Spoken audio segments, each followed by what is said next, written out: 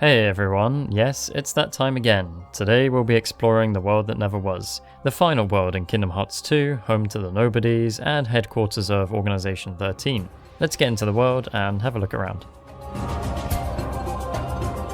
The name of this tiny little starting area is Alley to Between, and behind us there's the portal to Betwixt and Between. I covered that in the Twilight Town video as it's technically part of that world. But here's a random thing, and probably uninteresting to people, but you can walk backwards through this portal in first person. Most room transitions don't let you do that. I don't know, I just thought I'd mention it. What we're really interested in here is the view. As we turn this corner, we're presented with an impressive sight, the vast city looming before us, the castle hovering ominously. It's the perfect way to begin our journey in this world. And of course, the moon of Kingdom Hearts, now in ruins. Imagine you'd spent a year working on a project just for your old boss to come and blow it up because he didn't like it. I love this framing though. As I've mentioned before, KH2 does know how to create a cool background. It's designed in a very screenshot-worthy way. The fact that you can look up and see your final destination, the top of the castle, is some great design work. You can just see how far you've got to climb and the task ahead. I also wanted to use this time to mention the aesthetic of the Dark City. It's amazing, I love it. The castle has a very clean, futuristic alien look to it, but the city itself, yes, still quite sci-fi, but it's dirty, right? Not literally dirty, but it has a certain grittiness and industrial feel. I'm a big fan of that, and we'll see more in the next area, but for now, here's some rusted metal as one example. Oh, also, the reflections in the water puddles are very nice, really trying to recreate the deep dive cinematic in-game.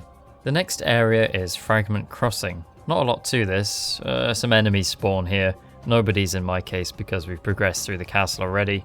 It's not remarkable in terms of design. Still, we can see more of those neon lights, many of them flickering to add to that run-down feel. Some of the buildings have their lights on inside, which is definitely an eerie notion.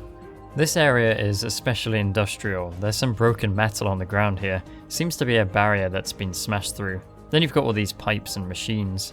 Perhaps some sort of power generator. I kind of wish we could jump into this a little bit. They could have hidden a couple chests in there for sure. Well, I guess I can't lament about everything or be here all day. Next up is Memory Skyscraper, a key location of this world. Firstly, I wanted to point out the strange symbols. Kingdom Hearts does this a lot to be fair, but it certainly adds to that alien feeling when there's this language we can't comprehend. This building on the left looks like a hotel perhaps. I wish we could take a peek inside. And yes, of course, we can turn around and there's Memory Skyscraper itself. A very cool design with the screens on top and an interesting star on the bottom. I wonder what that could symbolize. There's probably all sorts of connections you could make with this building. I'm not really one to talk about them because my brain doesn't work that way.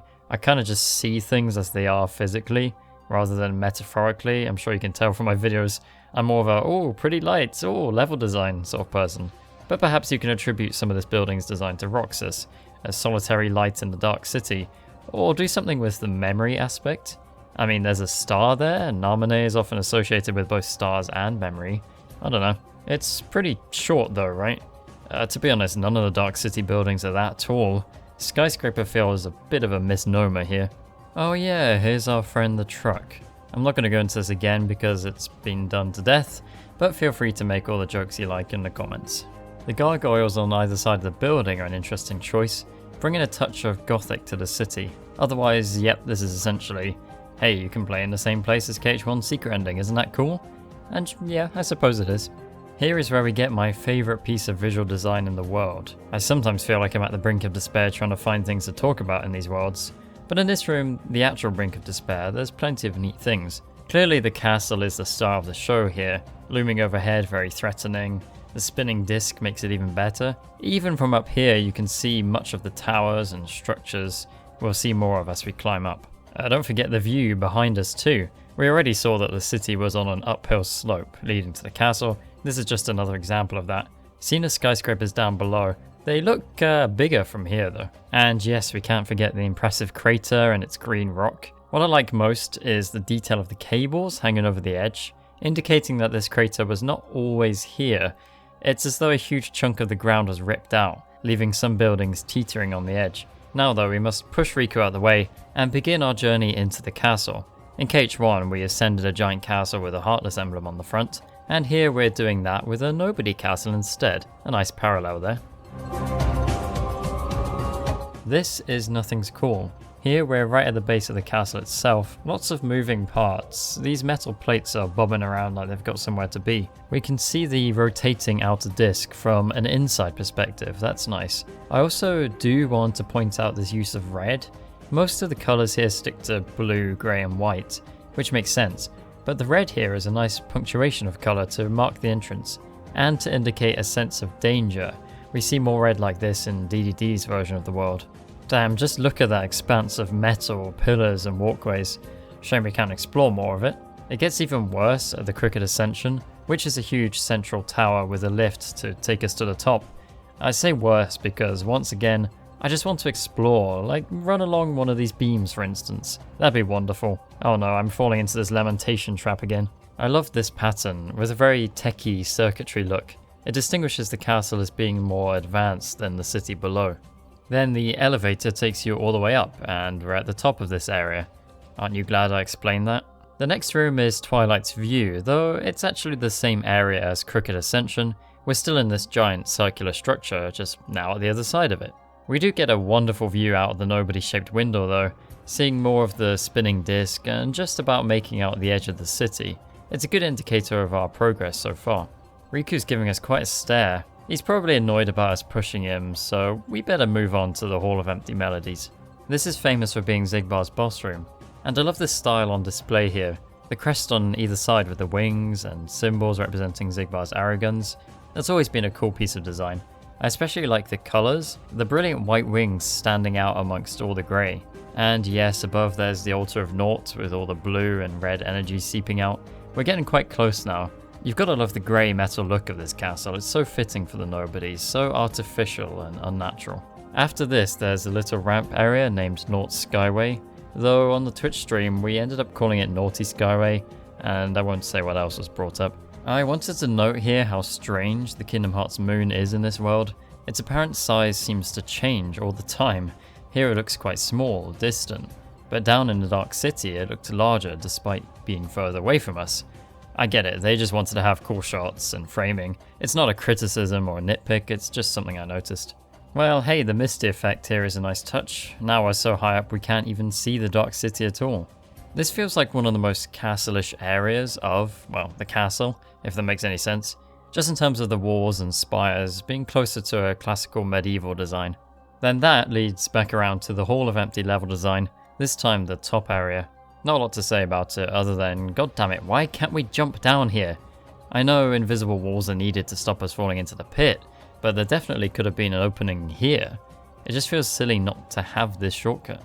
Imagine if in KH1 the two parts of the castle gate area had a big invisible wall between them. It would have been much less interesting. Well, it is what it is.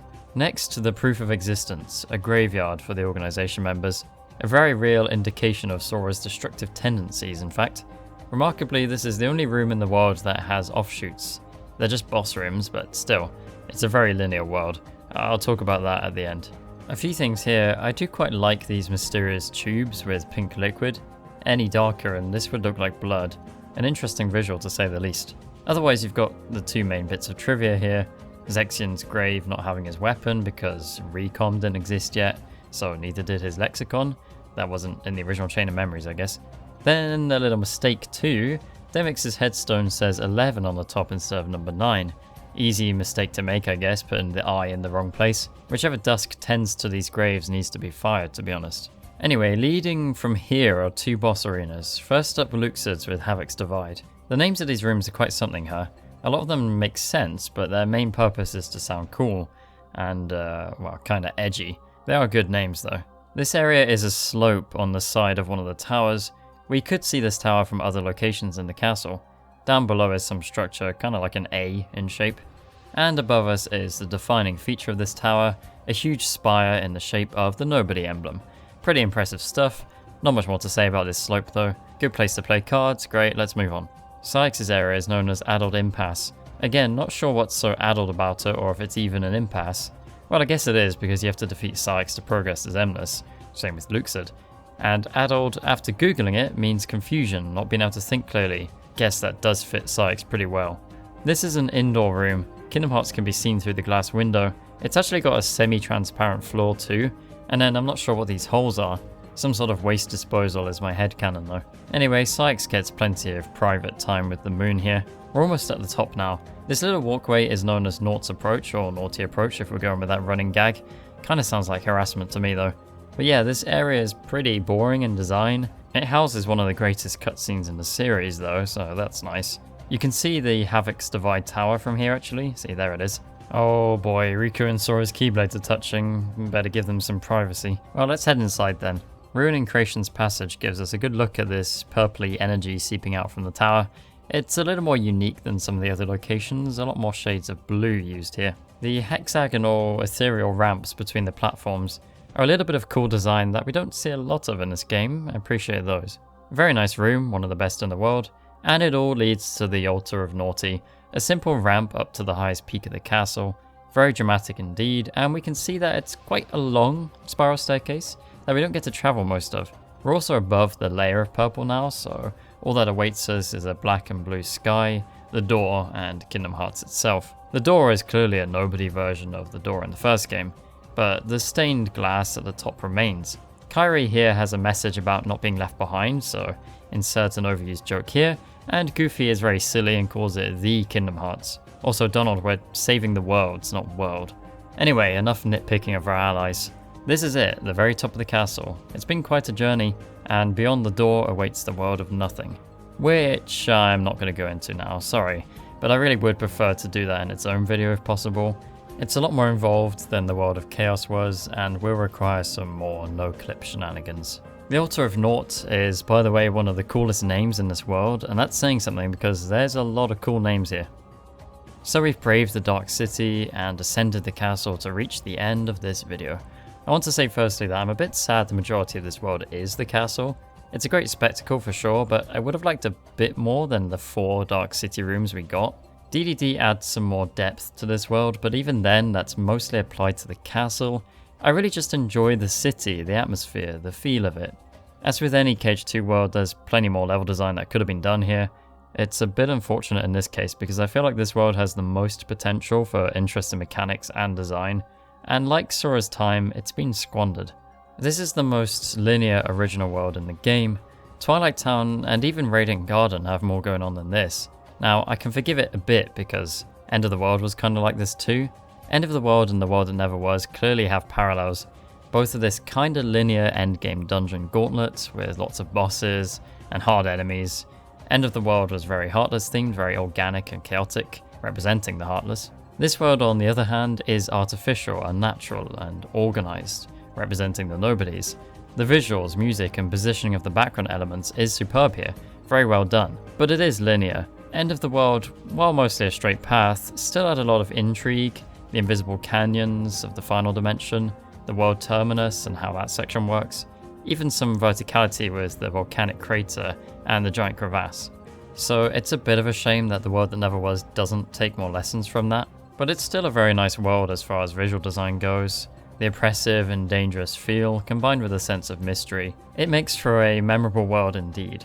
I do like it a lot, I just prefer DDD's version a bit more. And that's all I have to say on The World That Never Was. Maybe this is a video that never was. Maybe none of us are really here. But avoiding existential crises for a moment, I did want to say that I recorded this video on Twitch, live streamed exploration, we talked about the world and had a very fun time all around. I've decided to upload the full uncut exploration to my second channel too. That's available should you desire. And yeah, that's it from me. Thanks for watching.